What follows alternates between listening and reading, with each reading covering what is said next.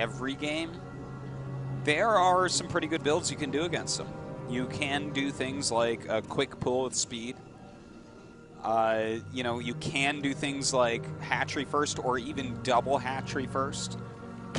You know, in fact, that one might be one of the best because there's no real counter. The gateway expand can't get aggressive quick enough to actually punish something like 2 hatcheries before a spawning pool.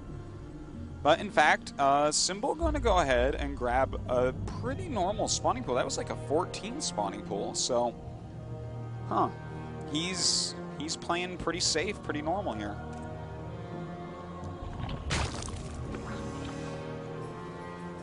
As for SOS, looks like he's going for 1 gas at the moment. We'll see if he gets in that second one again. And if he does open with the 1 gas, that tells us that he's planning a slightly different build. While you can go 1 gas into a Stargate, normally it'll be after adding on gates number 2 and 3, and sometimes after adding gates 2, 3, and 4. And what that means is that you are ready to put on pressure, or at least stake that you're going to put on pressure.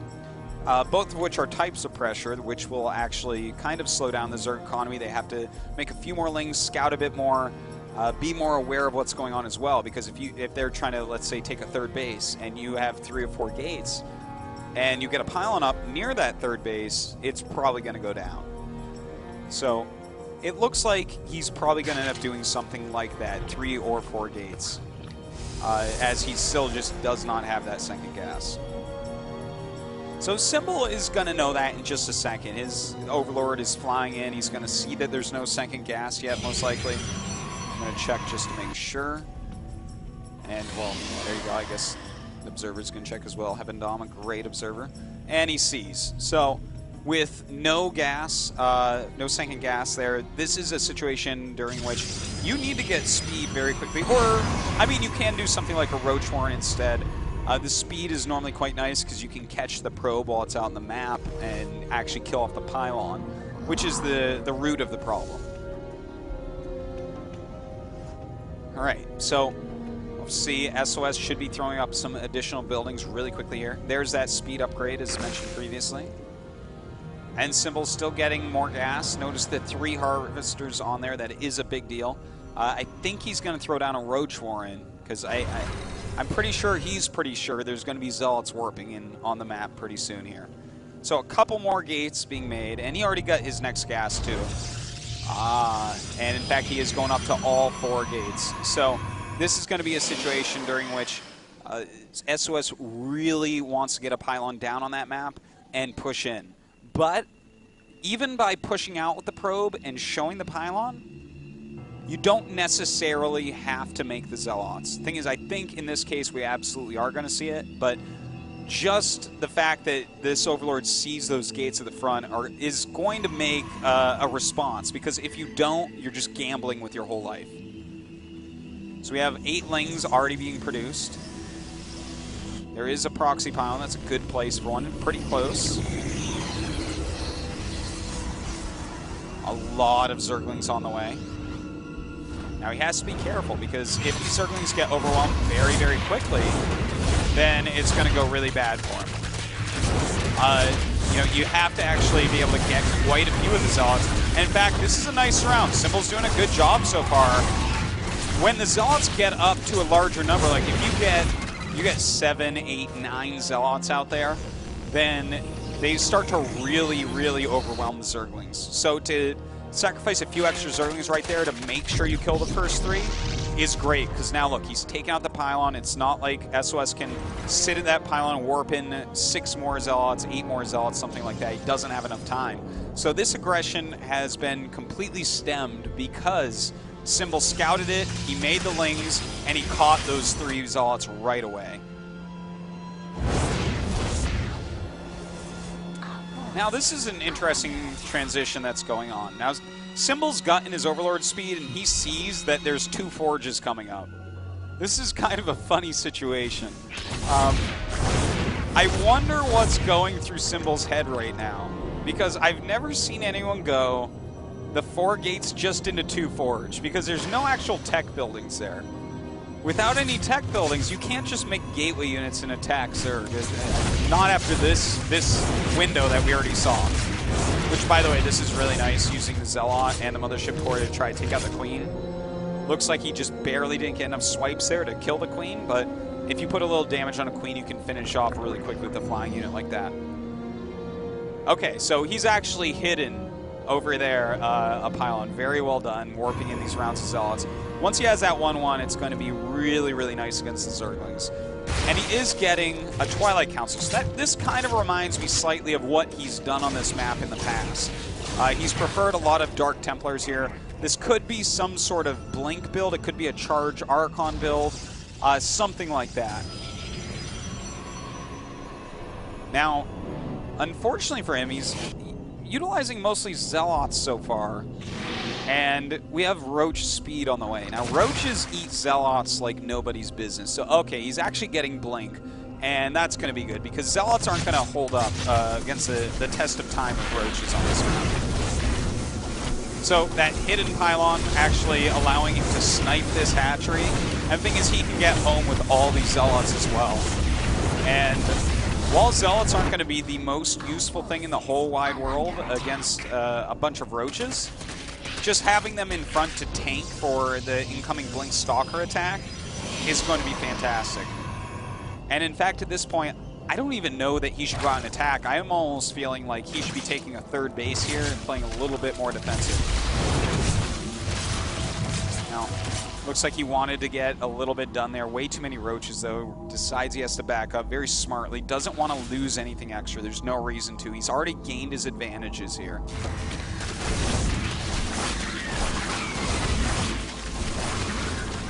Easily can wipe out any of those Zerglings, and he is getting 2-2, so yeah, I do think we're going to see a third base.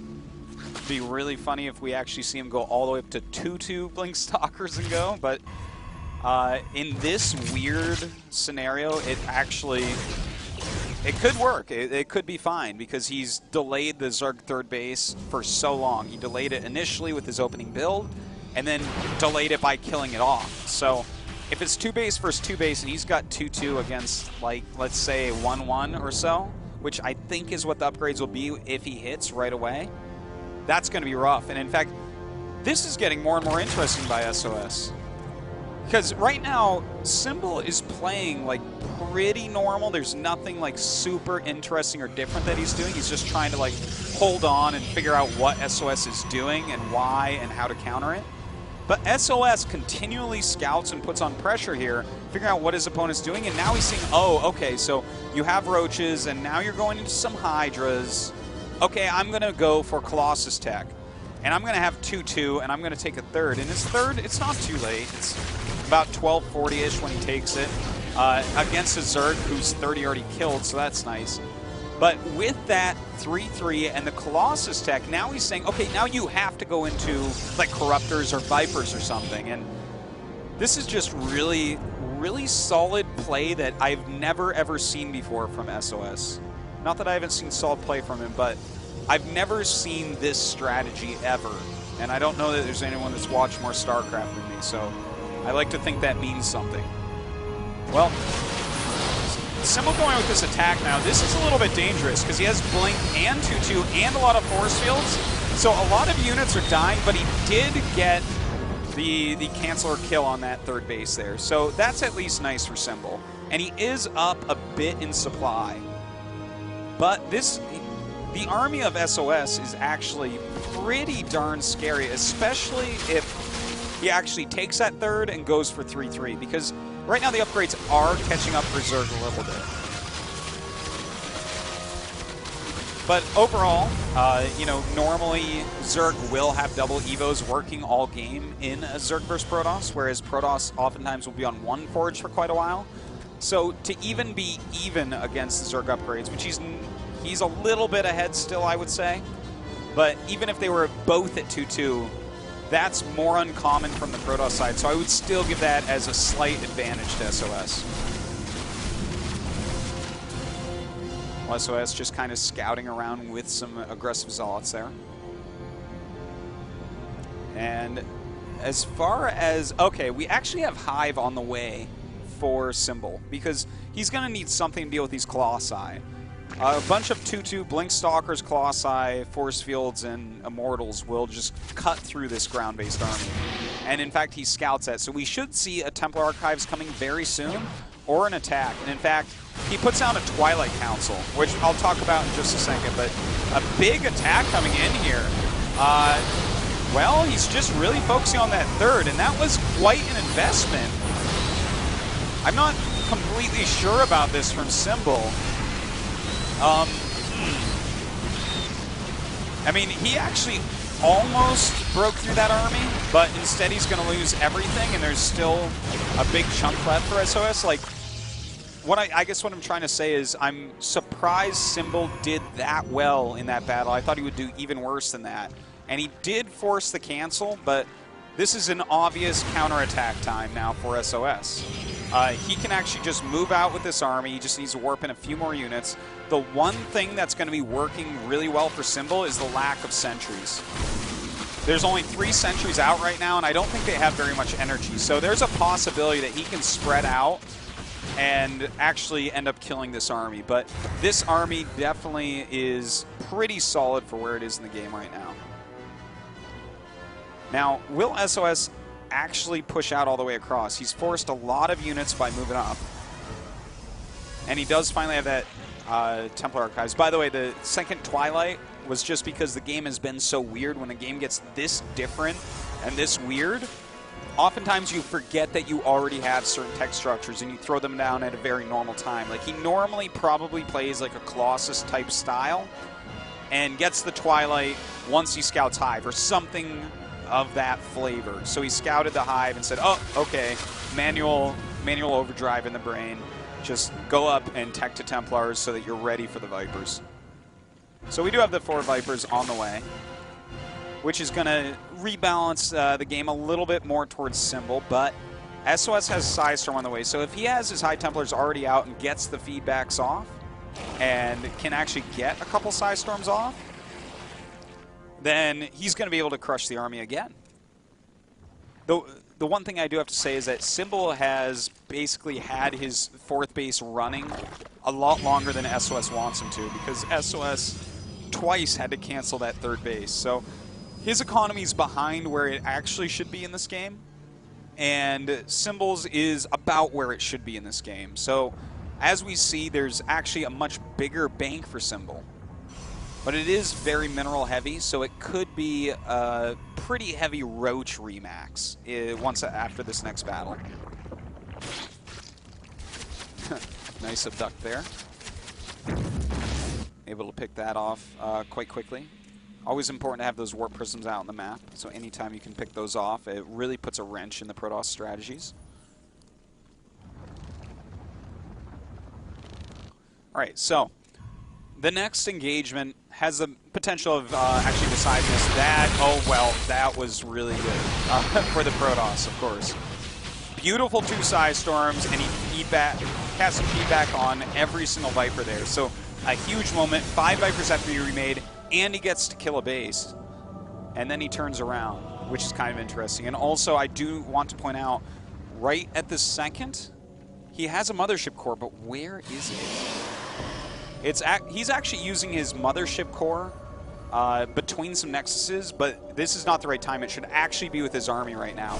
And you can see he's a little bit out of position, leaving a couple Zealots to kill that, but this counterattack, if everything had come, could have done some more damage because there's not Mothership Core with his army.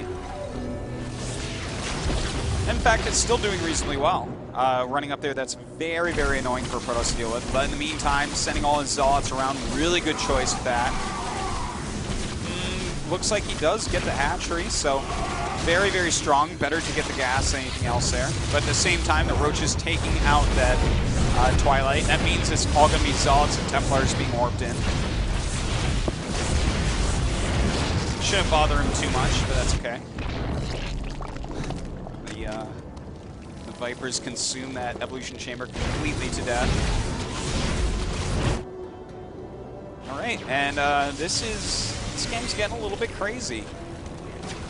Again, this is going to come down heavily to what can these Vipers actually get done. Notice the High Templars standing in the front there. Abduct and feedback are the same range. He's using hallucination to spot for them incoming. So he does not get caught off guard there. And again, I would love to see the Mothership Core actually with that army, because then he could commit fully into doing things like hitting the third and then warping back home to defend against a base trade type of scenario. So right now he's adding a lot more gates. The economy has gotten so good for SOS where he's basically crippled the economy of his opponent. Now, a big chunk of the bank, in fact, basically all of the gas banked for Symbol is going into these Broodlords. The Broodlords actually have to do damage. He basically has to be able to kill this army off with what he has after these pop out. And that's 25 Hydras, a Corruptor, 7 Broodlords, and 5 Vipers and 9 Roaches. So, I mean, he's going to do well against it because it's only 13 Stalkers, but with the amount of gates that were just added, it's very easy for SOS to warp in a ton more Stalkers during the battle. And between the several High Templar and the 3 Colossus, he is going to just evaporate the rest of the ground army. So I don't think there's going to be much left over standing underneath those Broodlords. And the thing is, does he attack? Does he come off creep to try to move over here and kill a base of SOS? Or does he just sit here and try to retake his fort? Neither are really good choices here. SOS has actually put Symbol into a pretty terrible position.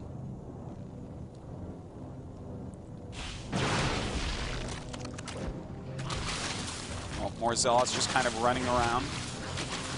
It's, of course, to try to divide up the army. He doesn't care at all about that Zealot supply. It means nothing right now to SOS. It's just harassment units. And, oh man, if he gets that fourth, and he's going to, because we see no units walking towards it, he decides to go save his hive, but that means he's going to lose his, in fact, he's going to lose his hive. Oh, this is basically, this is ending very quickly here. I would not be surprised if we see Symbol go attack right now. He's got very few options left to him. He's making a bunch of spines, but the only option other than attacking right now, and I don't think it's a very good option, is to literally do what we see here, which is a ton of spines, sit behind turtling, and just try to slowly take the map. Like, turn this into a 50-minute game. Oh, that's so unbelievably brutal. So the Vipers are basically all gone. There's 1 Viper left over. The cost efficiency of SOS is basically off the charts at this point. He's got a big bank, more minerals than his opponent, and like 5 times more gas. And in fact, he can't even make Overseers right now. That's pretty rough. So those 2 DTs are going to town. Wow. Okay, so Symbol is just basically committing to this attack. This is his last chance. Broodlords are going to be hard to engage into, especially with that army sitting behind so he can't just blink under, or the Roaches and Hydras will move forward and kill him. So he's going to have to let that Nexus die. It's just too cost inefficient to engage into that tiny little choke. Expanding the other side, very good idea. The Zerg army can just sit over on that side for all SOS cares. He's teching up to Tempest because they do kill Broodlords so quickly. Well, yeah, the DT's basically finishing off all the tech of his opponent. This army has to now not just kill the army of SOS like I was saying before, but it actually has to kill SOS completely. So it has to erase that army, all the reinforcements, and kill all the buildings. Well, the buildings will be easy if there's no reinforcements, but down goes that last Viper. And now the Tempests are going to go to town on those Broods. And against this, what does he do? He has only the Hydras as his anti-air, and if they come too closely, Colossus Beams, as well as Psystorm, is just going to knock them out.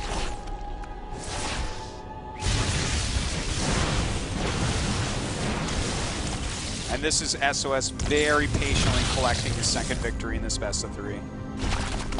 Symbol knows he has to go very soon here. And there you have it. This is going to be the last battle of this game. Just beautiful Psystorms all over the place. And we should be seeing a GG in a moment.